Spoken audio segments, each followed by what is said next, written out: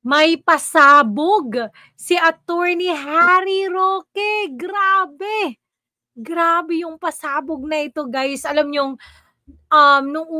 nung Senate hearing tungkol sa pagkadakip kay PRRD, akala ko talaga walang kwenta na yun eh. Alam mo yung huli na ang lahat, ganun, ganun, ganun. Kasi yun talaga yung naririnig ko sa lahat ng mga tao. At kahit na ako rin, na-feel ko rin na wala na naman tong saysay, tong paghihiring nila, wala na si PRRD dito. Pero guys, hindi pala. Talagang sobrang laki ng tulong ng hearing na yun kasi alam mo yung para hindi na maulit pang muli kasi marami ng warrant of arrest na pinaplano din nila no para kay VP Sara, kay Bongo, alam mo yung lahat ng mga Duterte. Alam mo yun? So maganda talaga at tinalakay nila yun sa Senate hearing. At saka napaka-importanting pasabog ni Attorney Harry Roque. Pakinggan natin to guys. Grabe. Ng persecution. Pero siguro pag-usapan natin some other time yung ating amnesty. Ngayon po, ang gusto kong pag-usapan ay yung lumabas na diffusion. Ano ba yung diffusion na lumabas doon sa investigasyon ng Senado ni Senator Amy Marcos? Ang lumalabas, ang meron lang palang na-issue para arestuhin ang ating dating Presidente Rodrigo Duterte ay isang diffusion order. At bagamat sinasabi palagi ng ating mga opisyales na sila ay makikipagtulungan sa Interpol pag nagkaroon ng red alert notice, wala pong red alert notice.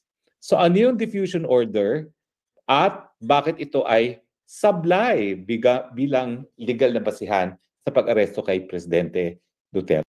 So yun na nga po, alam na nating lahat, di ba, na walang red alert notice base sa Senate hearing.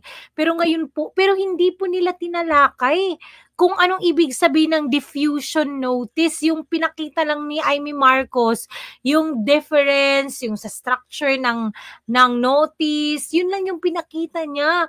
Pero hindi talaga alam mo yung diniscuss kung ano ba talaga yung diffusion order. At saka paulit-ulit na sinabi nung, sino ba yun? Yung executive ng PTC, ano yun? Basta yung Interpol dito sa Pilipinas.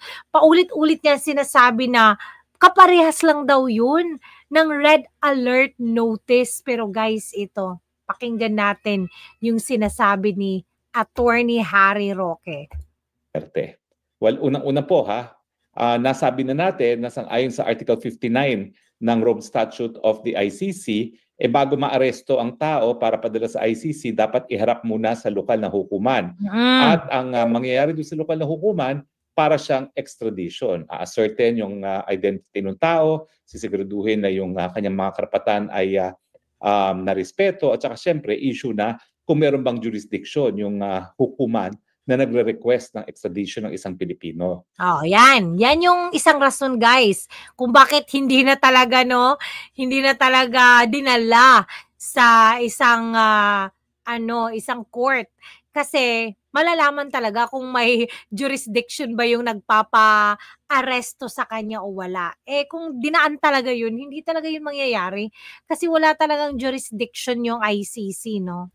So anyway, ang sinasabi nila, Secretary Remulla, palagi nilang sinasabi, kinakailangan makipagtulungan pag merong red notice alert. Kalokohan po yun. Kasi malinaw naman po na ang red notice alert ay hindi siya international warrant of arrest. Yung pagpapatupad po ng red notice alert ay sang-ayon pa rin sa lokal na batas. At dahil sang-ayon nga sa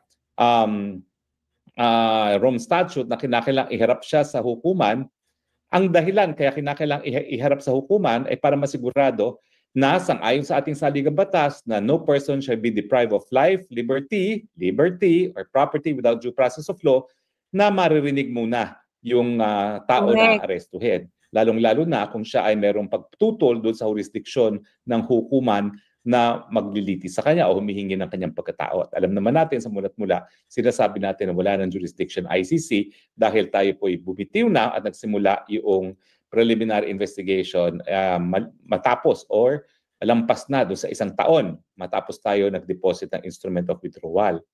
Ang nakapagtataka, bagamat paulit-ulit nilang sinasabi na tayo ay susunod at makikipag-cooperate para ipatupad ang red notice alert, wala palang red alert notice. Yun, di ba? Yun yung paulit-ulit na sinasabi nila. Guys, recorded yun. Sobrang daming videos tungkol doon. Sinasabi ni Rimulya, ni BBM. Pero guys, tinan nyo, sila mismo, no? Sila mismo yung hindi, alam mo yun, hindi ginawa yung mga sinasabi nila. Sila mismo. Nako.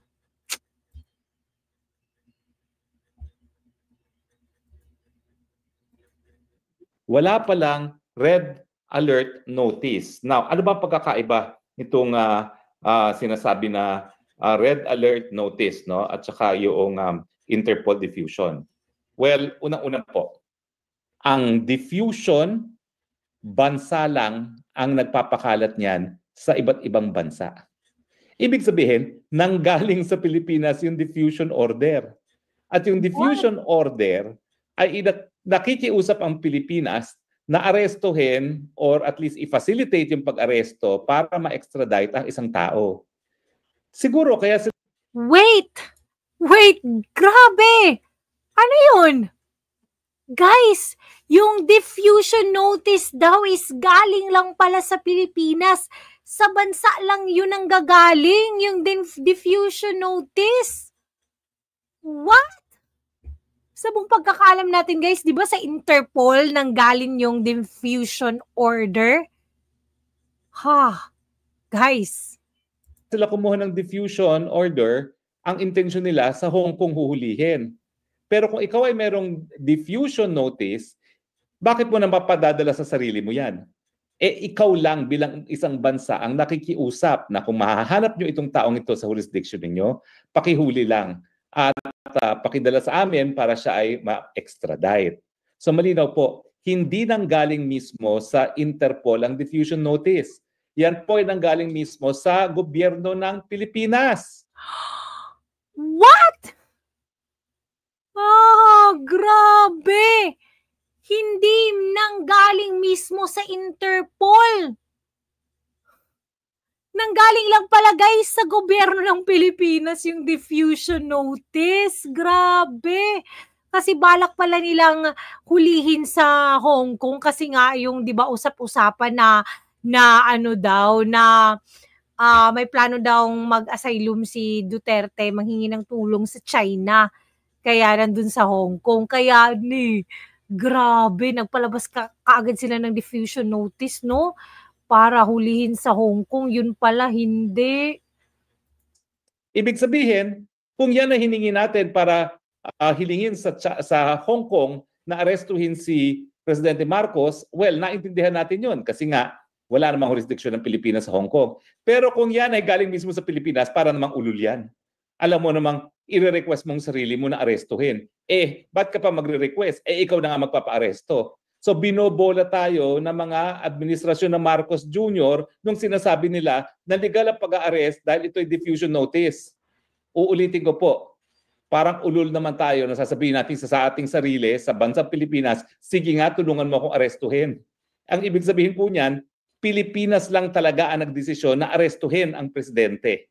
Wala pong kinalaman ang Interpol, wala pong kinalaman ang International Criminal Court. Grabe guys. Guys, anong masasabi nyo? Lalong sumakit yung ulo ko dito guys. Let's pray for the Philippines talaga guys. Kasi alam nyo, yung sinasabi ni Miss Cathy Binag, yung pag talagang ang tao ay, alam mo yun, yung sinasabi nilang, alam mo yun, kay BBM, kasi hindi na ngayon pwedeng magsalita against sa kanila eh. So, yung mga alam na natin, 'di ba? Pag mga ganun daw talaga, kahit ano-ano na lang talagang naiisip, kahit ano na lang talaga daw yung na dumadating sa ulo na gusto nilang gawin. At talagang pinapagawa nila, nagagawa nila kasi sila yung nasa gobyerno. Kaya guys, let's pray for the Philippines talaga na sana wag talaga masira yung ating pinakamamahal na Pilipinas nang dahil sa mga leader natin, guys. So, hanggang dun lang po.